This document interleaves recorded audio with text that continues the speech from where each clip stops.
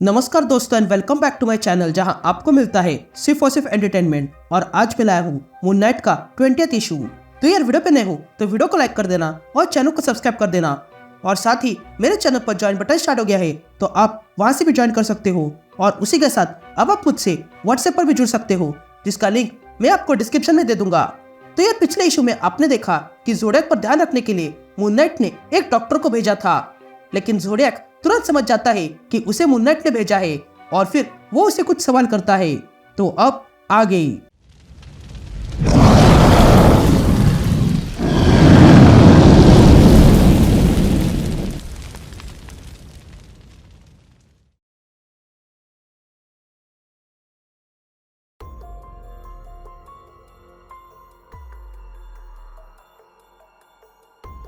All right gang. तो issue की शुरुआत में हम एक आदमी को देखते हैं जिसे कोई उठाकर फेंक देता है।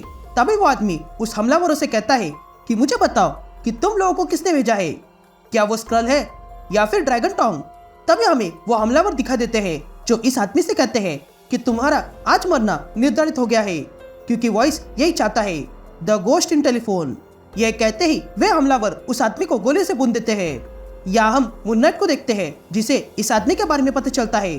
तभी रिस मून नाइट को कांटेक्ट करती है और कहती है कि ये जूनियर बर्डमैन था और वो मर गया है।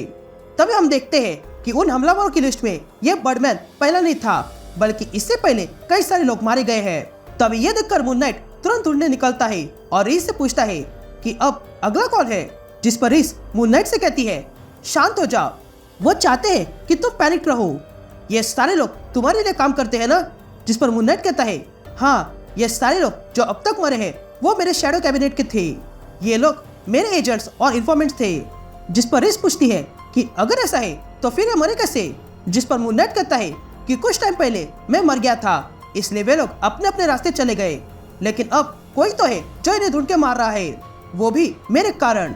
जिस पर रिस मून नाइट से कहती है कि तुम इतने दावे से कैसे कह सकते हो। जिस पर मून नाइट कहता है कि उन लोगों के पास इनको मारने का कोई और कारण ही नहीं है। यहाँ सीन शिफ्ट होती है और हम हंटर्स मून को देखते हैं जो मून नाइट को कांटेक्ट कर रहा था कि मैं जेमी वेस्क्वेस के घर में हूँ और यहाँ का हाल बुरा है। यह कहते हंटर्स मून देखता है कि उन लोगों ने जेमी को मार डाला था जो भी मून नाइट के लिए काम करती थी। यहाँ दूसरी तरफ हम टाइगरा को देखते हैं जो किम होंग को बचा लेती है जो भी मून नाइट के लिए काम करती थी। तभी टाइगरा मून नाइट से कहती है कि मैंने किम होंग को बचा लिया है और हम दोनों मिडनाइट मिशन की ओर आ रहे हैं। तभी किम टाइगरा से पूछती है कि क्या बाकी लोग मर चुके हैं, जिस पर टाइगरा हाँ कहती है। तभी टाइगरा आगे कहती है कि तुम्हारे लिए कोई आ रहा है। जिस पर किम टाइगरा से पूछती है कौन है वो। जिस पर टाइगरा कहती है पता नहीं, बस वो उन लोगों को मार रहा है जो मून नाइट के लिए काम करते थे। यहाँ मून नाइट प्लेस्को नाम के बंदे के पास आता है जो कभी मून नाइट के लिए काम करता था। तभी मून नाइट प्लेस्को को कॉल करता है और पूछता है कहाँ हो तुम। जिस पर प्लेस्को मून नाइट से कहता है कि मैं अपने घर पर हूँ। जिस पर मून नाइट कहता है कि मैं वहाँ आ रहा हूँ, तब तक तुम खिड़की दरवाजे बंद करके रखना। जिस पर प्लेस्को पूछता है कि ये तुम क्या कह रहे हो। जिस पर मार्क कहता है कि कोई तो है जो तुम्हें मारने आ रहा है, तुम्हारे शैडो कैबिनेट के साथी मर चुके हैं, मैं नहीं जानता हूँ कि वो कौन है पर मैं उसका पता लगा के रहूंगा। यह कहते हैं मून नाइट प्लेस्को के घर के पास आता है, लेकिन अंदर घुसने से पहले ही प्लेस्को के घर में ब्लास्ट होता है जिसके कारण प्लेस्को की वही मौत हो जाती है। तभी मून नाइट रिस को कांटेक्ट करता है और कहता है रिस, ये प्लेस्को भी मारा गया है। जिस पर रिस कहती है कि सोल्जर ने पेनी को ढूंढ लिया है और वो उसे लेकर मिशन पर आ रहा है। मैं स्कीटर से कांटेक्ट कर रही हूँ पर कांटेक्ट नहीं हो पा रहा है और ना ही एक्समैन कॉल उठा रहे हैं। यह स्कीटर म्यूटेंट है इसलिए मैं उम्मीद करती हूँ कि वो क्रकोआ पे सुरक्षित रहेगी। और डॉग बहुत सालों पहले मारा गया था और साइको कोमा में है, लेकिन फिर भी वो गायब हो गया है। जिस पर मार्क रिस से पूछता है कि अब अगला कौन है। ये सुनते रिस मार्क से कहती है कि मुझे जेक से बात करनी है। तभी मार्क चला जाता है और जेक आता है।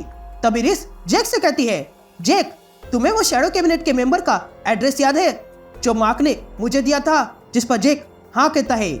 तभी रिस जेक से कहती है तो फिर उस एड्रेस को याद करो और उस किल्स को भी, और बताओ कि किलर कौन सा रूट लेने वाला है।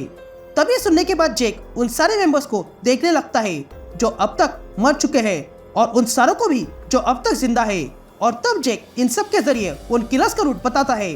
तभी जेक रिस से कहता है कि इस किलर के पास किल लिस्ट है और वे लोग इन सब को एक ही रात में खत्म करना चाहते हैं, इससे पहले कि वो रिएक्ट करे। जिसका मतलब यह है कि तुम सही हो, इन लोगों का एक ही रूट है और अगर उस रूट के अनुसार गए तो सबसे पहले मर्सी है, फिर जूनियर बर्डमैन, फिर फिंगर्स और फिर शेरिफ।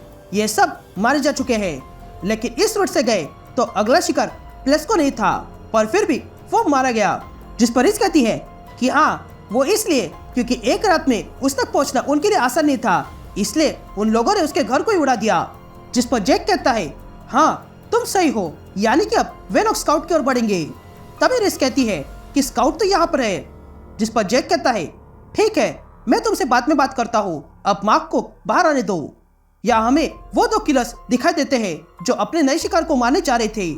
तभी उनका पीछा करते हुए मून नाइट भी वहां आ जाता है, लेकिन तभी उन दोनों किलर्स को पता चलता है कि मून नाइट वहां पर आ चुका है। तभी मून नाइट किसी से कहता है कि मैंने उसे ढूंढ लिया है, मैं उन्हें पहचान नहीं पा रहा हूँ, पर मैं हंटर्स मून के लिए नहीं रुक सकता हूँ। मैं अभी जाके पता करता हूँ कि ये लोग कौन है और फिर मैं उन्हें खत्म कर दूंगा। तभी हम उस शख्स को देखते हैं जिसे मून नाइट बात कर रहा था, और वो शख्स है 8 बॉल। तभी मून नाइट 8 बॉल से कहता है कि मैंने तुम्हें फोटोज भेजे थे, तो तुम उन्हें देखकर बताओ कि ये लोग कौन है। अगर नहीं बताओगे तो मैं तुम्हारे पास आ जाऊंगा। यह सुनते ही डर के मारे 8 बॉल मून नाइट को कुछ बताता है। या हम उन किलर्स को देखते हैं जो किसी रूम में आते हैं और देखते हैं कि उस कमरे में घना अंधेरा था। तभी हमें 8 बॉल की आवाज सुनाई देती है जो मून नाइट से कहता है कि ये हार्ली क्विन हिटमैन है। यहाँ मून नाइट इन दोनों किलर्स पर अटैक करता है, लेकिन तभी वे किलर्स मून नाइट पर फायरिंग कर देते हैं। लेकिन मून नाइट उनकी बुलेट्स डॉज करते हुए इन दोनों से कहता है कि तुम लोग मुझे बताओगे कि तुम लोगों को किसने भेजा है। जिस पर वे किलर्स मून नाइट से कहते हैं कि ये सब तुम्हारे बारे में कभी था ही नहीं, हमें ऑर्डर्स बियॉन्ड द ग्रेव से आते हैं, द घोस्ट इन टेलीफोन। हम कोई आम लोग नहीं है, जब घोस्ट हमें कॉल करता है तब हम उसके वेपन्स बन जाते हैं। डेथ के बाद कुछ नहीं है, बस घोस्ट इन द टेलीफोन है और घोस्ट की डिमांड कंपनी है। जिस पर मून नाइट कहता है कि मैं घोस्ट हूँ और वेपन भी, और ये घोस्ट इन टेलीफोन मुझसे बच नहीं सकता है, फिर वो चाहे कोई भी हो। उसके बाद हम देखते हैं कि मून नाइट ने उन दोनों किलर्स को बांध के रखा था। तभी मून नाइट वहां पर डॉक्टर स्टर्मन को बुलाता है। तभी मून नाइट डॉक्टर स्टर्मन से पूछता है कि क्या आप बता सकती हो कि इनके साथ क्या हुआ है। जिस पर डॉक्टर स्टर्मन मून नाइट से कहती है कि तुम सही हो, इन लोगों को साइकोलॉजिकली डैमेज किया गया है, पर पता नहीं ऐसा किसने किया है। जिस पर मून नाइट कहता है कि मैं शायद जानता हूँ, ये लोग कभी छोटे से गुंडे थे।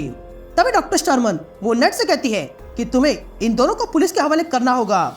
जिस पर मून नाइट डॉक्टर स्टर्मन से कहता है हाँ, इन दोनों को भेज देंगे, लेकिन उससे पहले इनसे पता करना होगा कि ये किसके लिए काम करते हैं। ये कहते हैं मून नाइट उन दोनों को डॉक्टर स्टर्मन के हवाले कर देता है और कहता है कि इन पर थेरेपी स्टार्ट करो और पता करो। ये कहते हैं मून नाइट वहां से चला जाता है। उसके बाद हम मिडनाइट मिशन में मिस्टर नाइट को देखते हैं जिससे मिलने ब्लेड आया था। तभी मून नाइट ब्लेड से कहता है कि मेरे यहाँ एक लड़की है रिस नाम की जो वैम्पायर है और मैं चाहता हूँ कि तुम उसे ट्रेन करो। जिस पर ब्लेड मून नाइट से कहता है हाँ, मैं करूँगा, क्योंकि एक मून नाइट का एहसान मुझ पर भी है। और यहीं पर यह इशू कंटिन्यू होता है।